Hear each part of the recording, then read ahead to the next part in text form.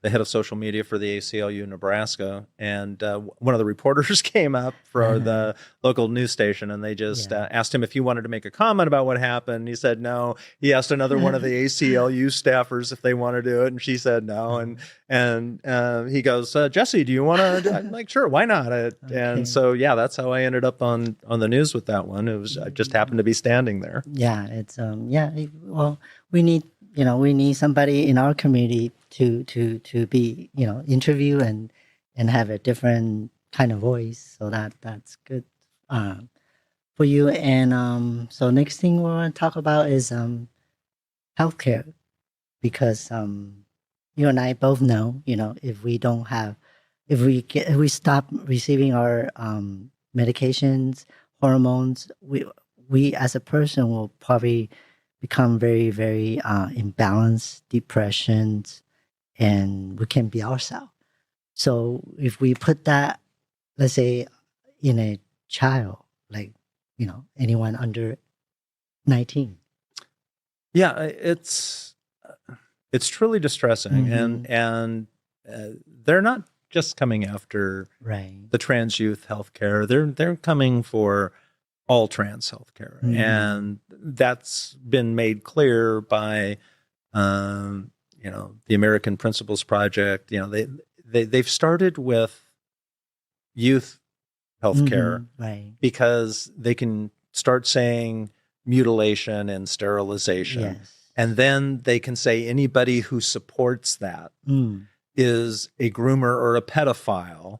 So it's a way of targeting our community to number one, say we're groomers, mutilators, sterilizers, all of the classic signs of targeting a minority group that you want to exterminate and you want to get rid of. And so they're going to come after the trans health care for adults next. In Nebraska, the way the bill was originally written, it prohibited the surgeries, the blockers, and the cross-sex hormones and therapy, except for probably conversion therapy. That would probably be okay.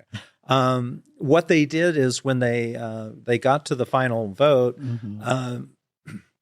I don't think they had enough votes for it, and so they sent it back one level to add an amendment that dramatically changed how it was going to do it. They prohibited surgeries, but they left determination and regulation of the rest of the healthcare to the chief medical officer of the state, the doctor, and then they added a 12-week abortion ban.